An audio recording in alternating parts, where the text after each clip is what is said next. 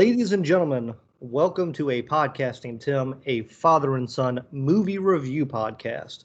Every week we talk about a couple movies. This week, to feature movies from Paramount Plus, we are discussing Planet of the Vampires and The Amazing Transparent Man.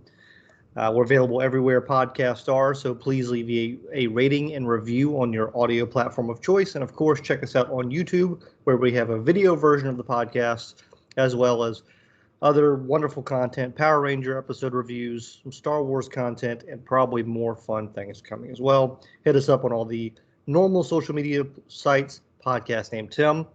And then, of course, we have a website, podcastnamedtim.com, where you can look at all of the movies we've ever watched and go check them out. So I'm Zach. Dad, how are you today, good sir? Fantastic. Fantastic. Well, I'm fantastic too. You know, I just had a bowl full of chili. I got college football Summer. on. It's all right. College football is on my television. I needed some chili in my belly. So, you know, just it's a good day. It's a good day. What else have you been watching this lovely week? Oh, my Lord. I've been watching. Watch. I'm not going to be able to go through them all. That's fine. Just, the highlights. Just go through the highlights. Yeah. Jolt. Okay. Prime. Kate Beckinsale. Mm-hmm. Always a pleasure to watch. Mm-hmm. Look at a little rantiness with Stanley Tucci. Well, always fun to watch. Always good one. I liked it. I mean, I watched it. It was a good little Friday night flick. Definitely a crank wannabe. Okay.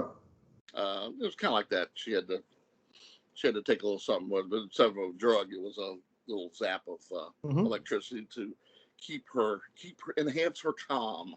Got it. She had a little bit of an anger issue and a little violent streak. So that was enjoyable. And then Netflix one of their new movies, Sweet Girl. Sure. Yeah, that sounds right. With Jason Momoa. Yeah, I think it's called The Sweet Girl. Don't want to do spoilers, so was really one of those movies where you kind of not sure. I was almost hating it until it had a reveal. Okay. So is it worth people's time? Yeah, go ahead and watch it. It's on Netflix. I mean, I wouldn't make it don't change your plans, but if you're sitting at home and you're scrolling and your wife and you just can't come up with anything else, go ahead.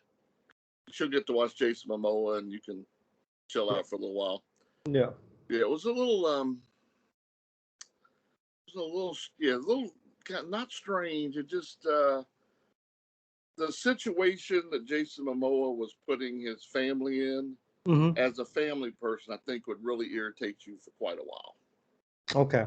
It's just, why would you go through all this and put your daughter in this kind of danger for nothing? So it was basically his wife's dying of cancer, and it looks like the pharmaceuticals could have helped her, and they didn't. So he doesn't like it. So that's as far as I go, because there's a very interesting storytelling at the end. So, okay. Watched finished Outer Banks season 2. I mean, it's definitely moved away from Outer Banks. They weren't even in the Outer Banks very much. They're quote unquote the Outer Banks. It looks nothing like the Outer Banks. Someone that spent a summer for his first 16 years in the Outer Banks, that ain't it. It got a little better. Okay. It got a little interesting. It's completely silly. It's so full of holes.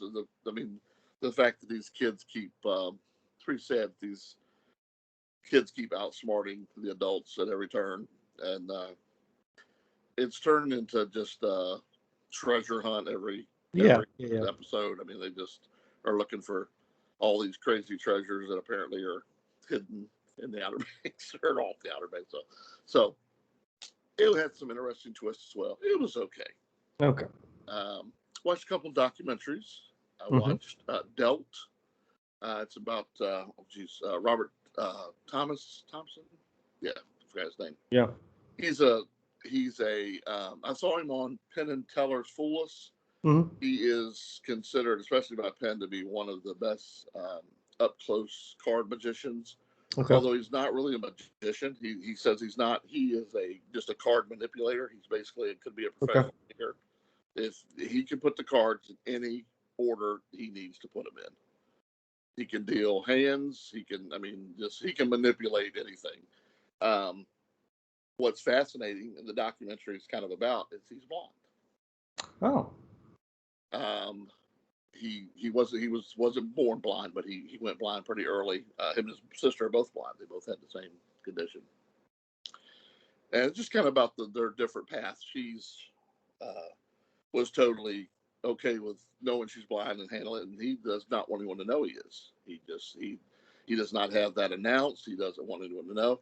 It actually starts out with his performance in the Magic Castle, and he's just doing his magic. I knew who he was, so I knew he was blind, but you really can't. There's some little things that you might think it, and then afterwards it shows the people in the audience are going, is he blind?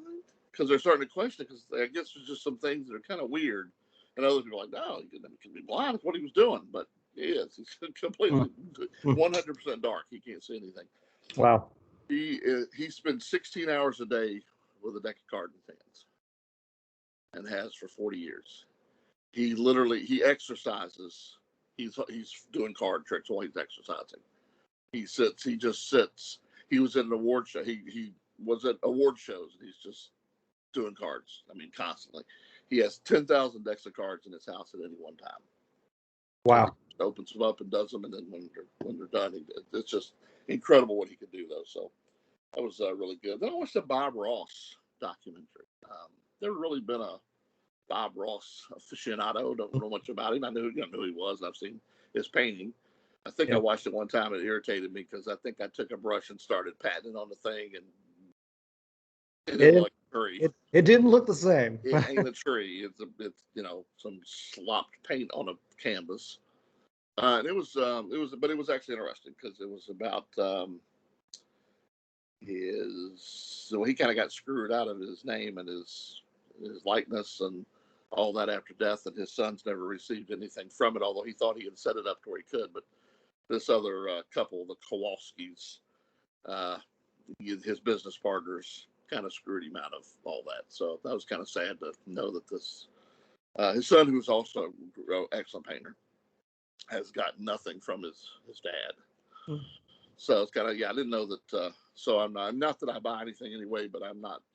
Do not buy anything with Bob Ross's likeness on it, because it does not go to him. It goes to these greedy people that have nothing to do with him. So that they've sold his likeness out there. I don't know if you remember the Chia Pet. Mm-hmm. Even a Chia Pet. It was kind of sad. I didn't know he had passed away from cancer, and they're pretty sure it's from the fumes of the paint thinner that he used all the time. And his last season of shows, he was dying, and that was a wig. It wasn't even his real fuzzy hair, and just horrible. It had a bad ending. Okay. Anyway, and then just those little silly things here and there that really aren't worth mentioning. Well, I watched The Manster. I almost tried to sneak that in this morning, and I was going to surprise you and say we're doing 3 movies this week, but I enjoyed it. An American reporter. It gets he's over in Japan.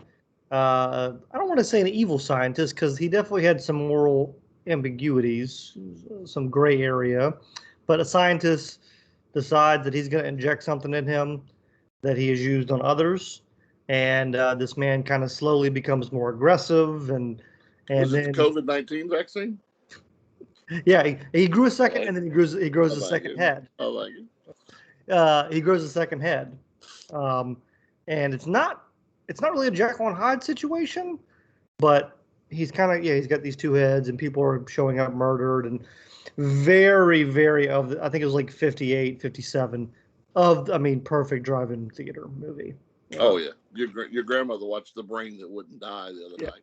I went in there. I was like, "What is this? I've seen this." Well, in the copy that's on, I watched it on Amazon Prime, and the copy that's on Amazon Prime, they haven't fully restored, I guess. So there's some times where the colors are kind of it looks like you're taking a magnet to the screen every now and then. Just a little bit, in a good way. In a good way. Maybe it had some character to it.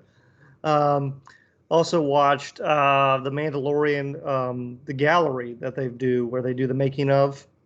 They released a couple days ago an episode all about the season finale, where they did the reveal of spoilers. Spoiler alert: Luke Skywalker. And they kept that super hush hush. And he was explaining. They went in. They talked about how they approached Mark about it. They talked about the technology behind it, and they talked about how they kept it a secret. And they put Plo Koon in the script and not Luke for two reasons. And they also even had films and shots of Plo Koon.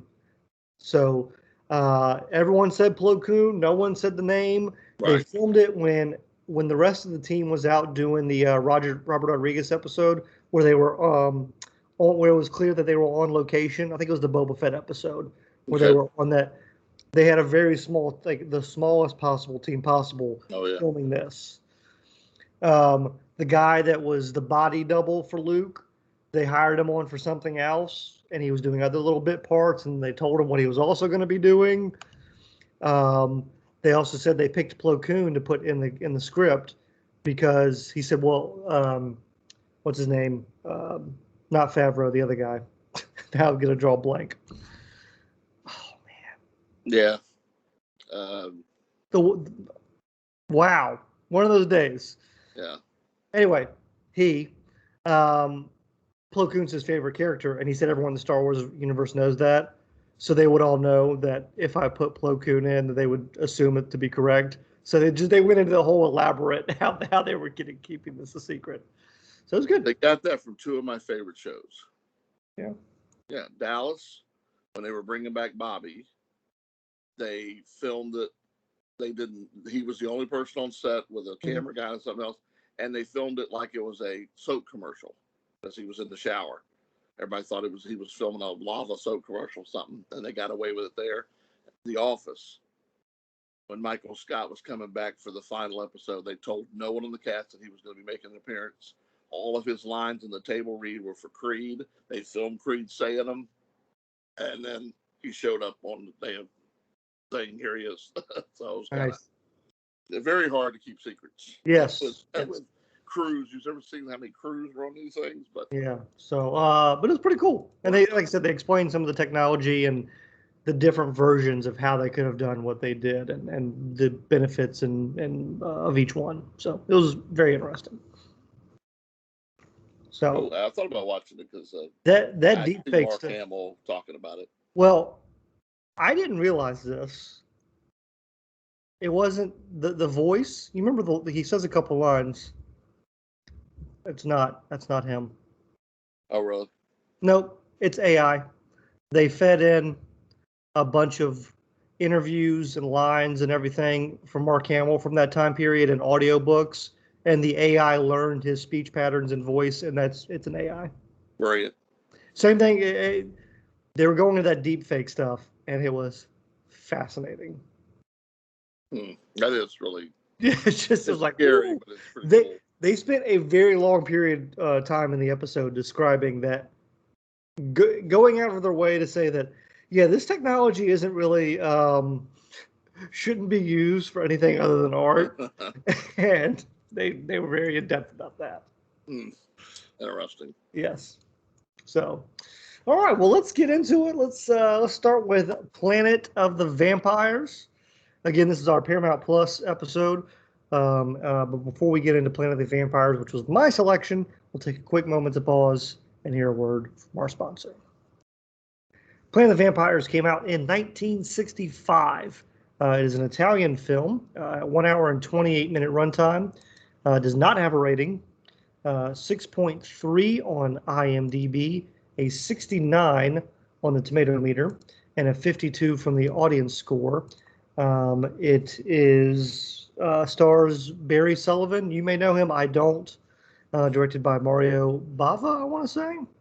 And basically a starship crew crash lands on a planet, and there's some mysteries going on about what's happening. This is my selection, like I said. But what did you think of Planet of the Vampires? Disclaimer: for this kind of movie, Mm-hmm. I liked it. It worked. Mm-hmm. Loved the costumes. Loved the sets. Liked the outside sets. Loved the music. The music was perfect. The sound effects. Yeah, it just, I mean, there was, was there bad acting? Absolutely. Was there silly effects? Absolutely. It was a 1960s drive-in, nice little B movie, and it kind of kept me in suspense, and I want to know what was going on, and had some neat stuff. Yeah, I liked it. I really enjoyed this as well. Like you said, I loved the world they were living in. Obviously, when you're making a sci-fi universe, it's so incredibly important to get the feel of what that universe is going to look like. Right. When I look at a Star Trek uniform and a Star Trek ship, that has a certain look. Yep. Star Wars has a look. Alien has a look. And I really enjoyed the costumes and the ship design in this. One question about the costumes, though. Yeah. Yeah, which was very vampire-ish is what made me think of. But, and maybe it's because they wanted them in that more, but why in the inside of the spaceship were they wearing the big, thick-looking protective suits, and outside they were wearing like a windbreaker? Well, on Maybe top it should of have that, been the other way around. well, on top of that, they had those great yellow helmets with the clear face, right? And they didn't wear them enough, in my opinion, when they were going outside. Yeah, I love. They were sitting all next to him at the console, ready to go. But yeah, I just thought I was like, okay, wait a minute. Well, I was really expecting them to just put that helmet on with that big black thing and be outside, and they showed up in like a members only jacket. What is this? Yeah, I really like that leather look, and the little insignias and everything. I thought it just looked fantastic. I have a feeling it was very uncomfortable to act in. I would imagine. But yeah, I really enjoyed it. The technology was weird. Like they had that like periscope thing they would look into, and it would shoot a bunch of red lights in your face, and that's how you watch something. And I was like, oh my god, that was fascinating. I love the alien creature design, not just the design of it, but because it had like an alien, like alien look to it, a xenomorph look to it, but also just that it wasn't alive, that it was the skeletal remains of what had happened, and I liked that look. Yeah, it was nice. And even the things like the tombs that they were putting people in, right? Like when they were burying people, that was all fascinating because you had this like plastic Ziploc bag you're putting them in to like vacuum seal them. Then you had a gray slate. That was the thing. Like it was just so distinctive. The communication system was confusing. Yes. They spoke to everyone in the room, but yet the person had to then turn to the other people and tell them exactly what they had just been. Well, it's like Galaxy Quest when she had to repeat the computer set. Yes. I agree. I really enjoyed this. Like you said, especially if you like this genre of film. I think it's definitely up there. Does it break the cardinal rule, though? Which one? Does it, the cardinal rule is if it's in the title or if you promise me something, does it, are they vampires? That's the issue I made. Well, it sounded like they went through quite a few titles. Like, yeah, 15 different working titles. Yeah, so I think they could have had a better one, but I guess this one must have been the button word for this era.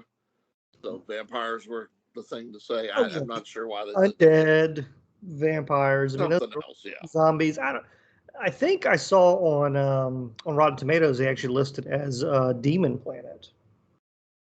That would have worked. And Planet of the Dead. I also really love the movie poster for this. I've seen 3 different versions of the movie poster. Saw a couple, yeah. and I liked all of them. The ship was pretty cool looking. Yeah, although when we're getting into effects, when the ship was landing, Yeah. of course they said, oh, it's a foggy planet, which I'm sure was to cover up some things. Right. But what was great was there was this huge, very thick fog at the top. So when the ship was landing, I think it was very obvious that someone was holding it and just kept their hand in the fog area. No. No. It made me laugh because there was just this very clear distinction on where the line was, how thick it was. Yeah, it definitely did not go through Skywalker Ranch, that's for sure. No. And it could, honestly, I mean, and I know a lot of these movies have this issue. There's a lot of really good commentary here, or not commentary, but ideas. I think it maybe would have been better to reveal to get the alien, like the skeletal things earlier, and maybe find out about the transfer, like just front end some of those reveals a little bit more in this movie to build up the tension, because it was a little slow paced, especially at the start. I've always wanted to be on the set of one of these spaghetti westerns or these Yeah. kind of films or Japan, because it's always intrigued me the fact that like the one big star for America speaks English and then the rest of the people are speaking Italian and dubbed over. How in the world does that work on the set? I guess you're just know your cues and know when they stop talking, that's when you start talking. But yeah, when they stop talking, would need that flow of what's going. I don't know. That just always seemed really weird to me. How they just. Well, maybe that's one of the things that hurt the acting of these movies. I mean, on top of other things, but well, they weren't. I mean, Barry Sullivan's not. He did every. There's probably not a show of that era that he wasn't on. Every cop show, he did all that. And I think he may have done some westerns before that. He may have been a little bit of a cowboy, but he was almost always a detective or something like that on just about every show.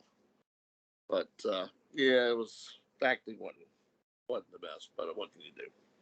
yeah, I liked it. I did see that. So the Terror from Beyond Space, Dark Star, and in this film were largely considered to be primary influences for Alien. Right. And there may be some dispute about who knew about what when at some point, but um, How about the nepotism law? I definitely got it from this. I mean, you could feel that alien vibe to it. I almost would it have been better?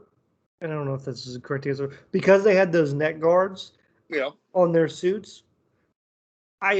That built me up expecting more of a traditional vampire. Right.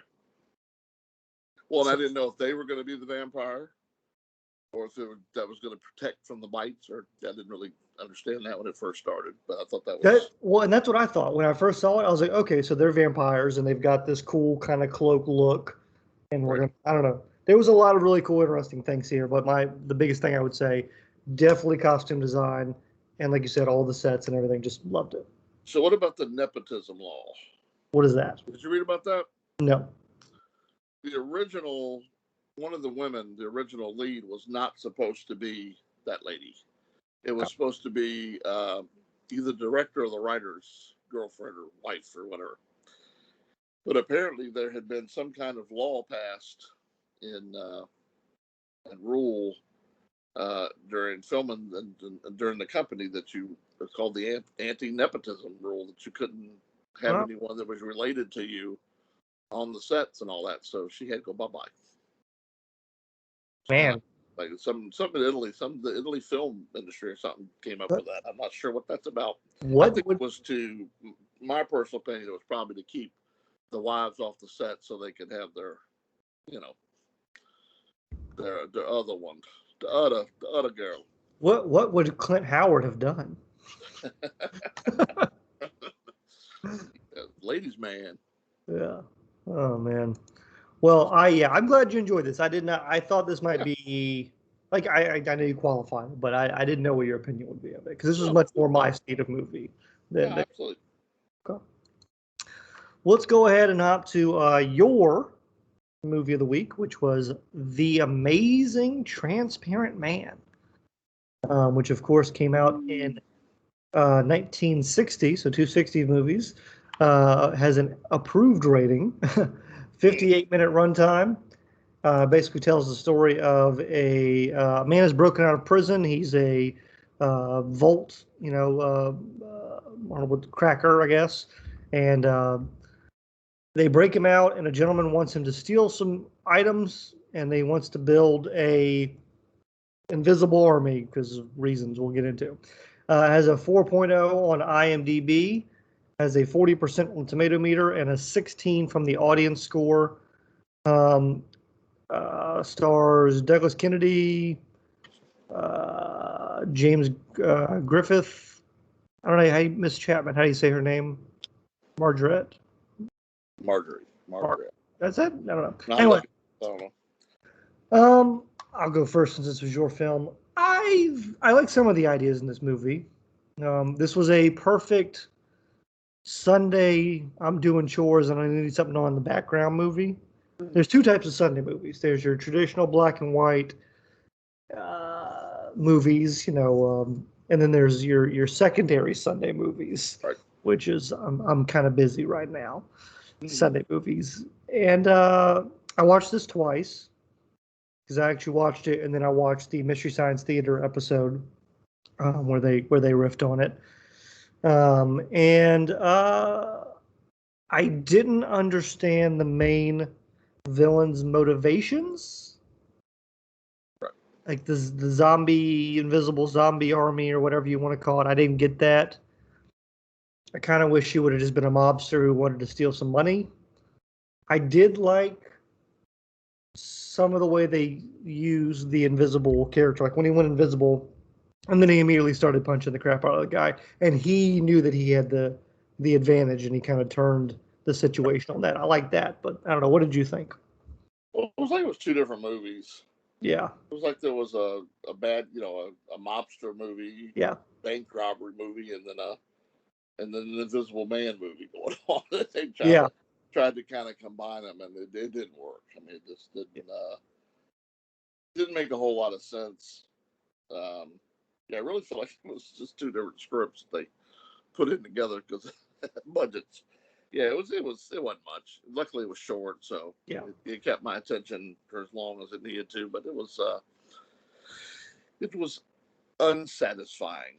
I think the biggest flaw in this movie was the villain because, like I said, I didn't understand his motivations, and I didn't understand why everyone. I mean, they made it like, oh, he was blackmailing everyone, but I just didn't get why they feared him.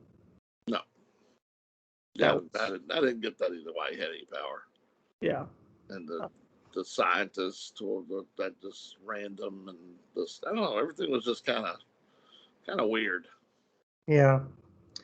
I liked the bank robbing idea of what they were doing with the Invisible Man. I wish they would have leaned into that more.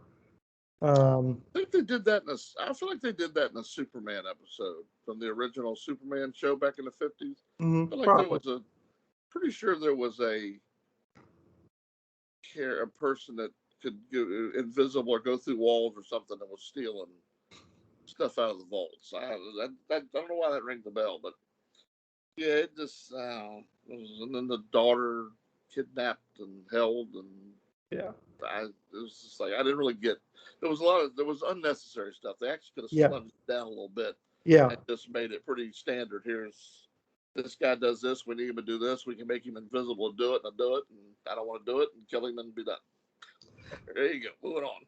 So this movie was shot back to back with Beyond the Time Barrier, which I believe I've watched actually, and the combined those two movies shooting schedule was 2 weeks. And it showed.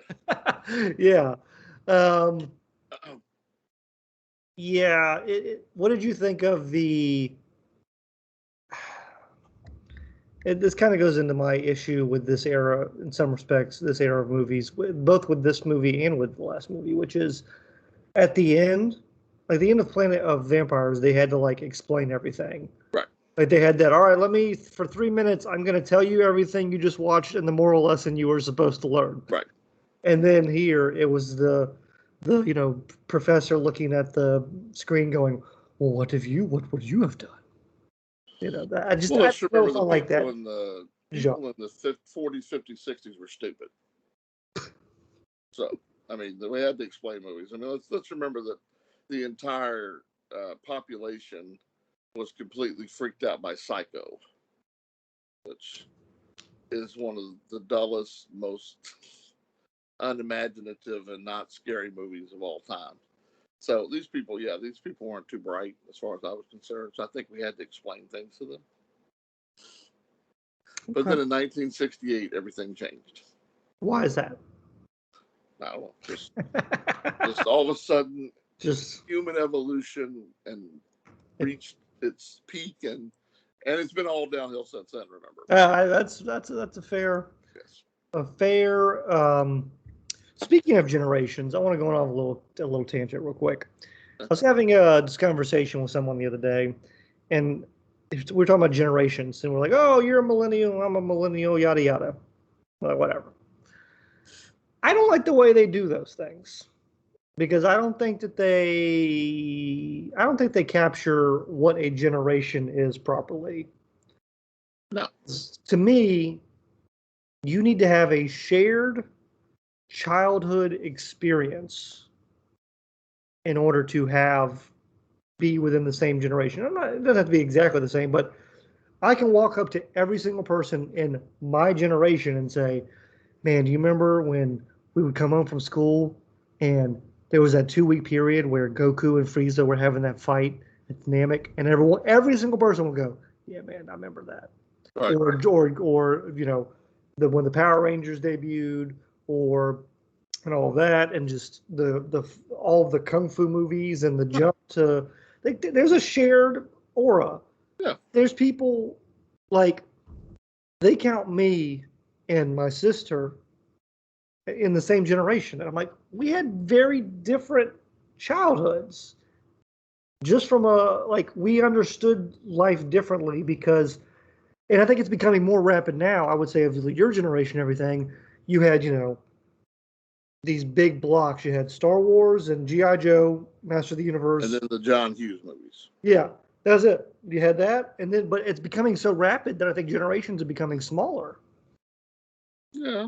as far as like their time, their width. Right. Yeah, they've been trying to lump people together to blame things on people for I years. just It's a well, silly thing. well, and it's Millennials are not all silly and lazy. Are there some? Absolutely. Are there well, some in it's everything? Absolutely. So, yeah, it's just I just disagree with their how expansive they make them. They right. need to be smaller, especially now because childhood experiences are changing so rapidly. I mean, I told someone the other day when we were talking about this. When I was growing up, you had so many kids channels that it was so divergent. You had Cartoon Network, Fox Kids, WB Kids, PBS, Disney, Nickelodeon. Nickelodeon.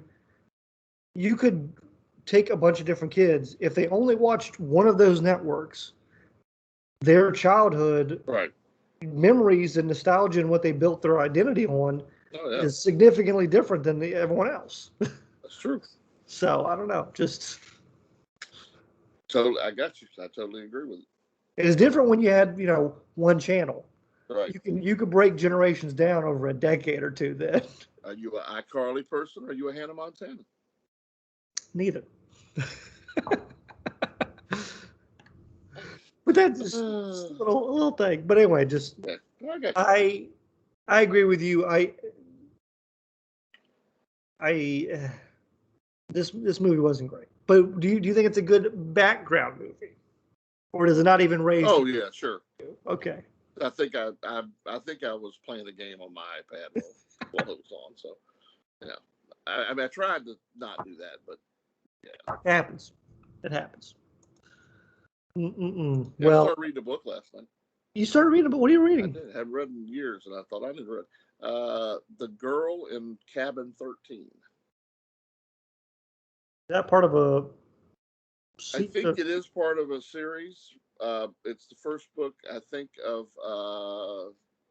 It's a girl FBI agent named something Griffin. Okay. I just saw read a couple chapters, but yeah. Okay. I need look, it was free on the Kindle. I was looking for something, and I was actually trying not to read a biography because everything I do read is usually a Right. biography Right. or something that's what I like. But and I almost read a Dean. I used to read all the Dean Koontz books, but Right. I didn't feel like that right now. So Okay. Okay. we'll see. I don't know why I throw that in, but I've thought to read again. Well, next week we're doing. We're doing Sonny Chiba movies. Obviously, he recently passed away. I believe, was it complications to the virus or was it COVID? Yeah. Yeah. So Sonny Chiba died from complications to COVID. We wanted to highlight him. I've never watched too many Sonny Chiba movies, although I have a best of collection I bought a few years ago. He's obviously featured or mentioned or referenced in a lot of Tarantino movies. Depending on what you say for your movie is going to determine what I'm going to say. So I'm going to Okay. first. I decided to not go with the typical kung fu movie, and I went with The Bodyguard. Okay, that's good. On Tubi. That's also in my collection.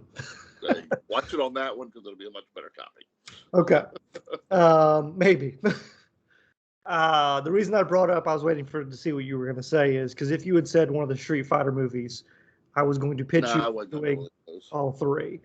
But I don't know where this is for streaming. Okay. But I have it. If you need to borrow my copy, you can borrow my copy. We're going to be doing Samurai Reincarnation. Samurai Reincarnation. That's correct. It is in my collection. I don't know where it is as far as streaming. I'm going to be honest with you on that one. Picked one of those, did you? Go to some one of those little stores that sells weird stuff and get a copy. This should be. So we'll see. We'll see. I'm excited. I read a little bit about it and I watched a trailer and it piqued my interest. Samurai Reincarnation. Yes. So that'll be our. I just gotta. Oh, wait a minute. Oh, whoop! Quiet on the set. Best Buy and GameStop are huge candidates for a restock of the PlayStation 5 next week. Oh, that makes sense. I don't know what I'm doing. I am not a loyalist to any system or company. Whoever gives me the best system for that generation, that's what I'm gonna go with. Well, your brother-in-law's digging it. The graphics are just insane. Oh, I'm sure. And your younger brother has piqued his interest again. He saved his money. He's had his money since the beginning to get it. He just keeps putting it off. Well, I know he is a PS5 guy exclusively, Sony guy, because his genre, some of the things he likes. Right. The big thing for me is the Game Pass that Xbox has. It's $15 a month, and you get a gigantic catalog of games that you can play whenever you want. Right. But do you need that? You just need a couple of core games. Yeah, but they got some of the older ones that I like. So there's that. Plus, and actually, the biggest thing is Microsoft bought Bethesda, who owns Elder Scrolls and Fallout, and they've said they're not going to make it exclusive. I don't believe them. We'll see. Yeah. I'm waiting for that announcement. Talks.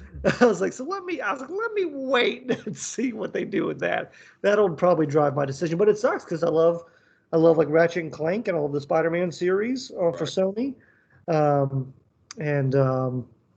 yeah, I'm not beholden to one thing. Destiny 2 or Destiny, whatever is what one of the things Alex is based on, because I think the pre-sale for the next generation was this week, and he was struggling between the $40, $80, and $100 versions He went with the $100 version because he said it had enough stuff to. It was worth it. He said it was. It took him days to pull the trigger, but he finally came down and said, "All right, I'll do it." Well, the other thing is he likes From Software. He likes all their games, and they're PlayStation exclusive. So, which they do their games are too damn hard. Yeah. I tried playing one of them. I forgot which one it was, Bloodline or one of those. I don't remember what it is, Dark Souls or whatever. That shit's hard. Like it's too much work hard. I like what him and his buddy have been doing that they play online. What was that? I don't know. Alex came up with this. I guess there's a game that Alex doesn't play, but he likes to watch that guy play. Yeah.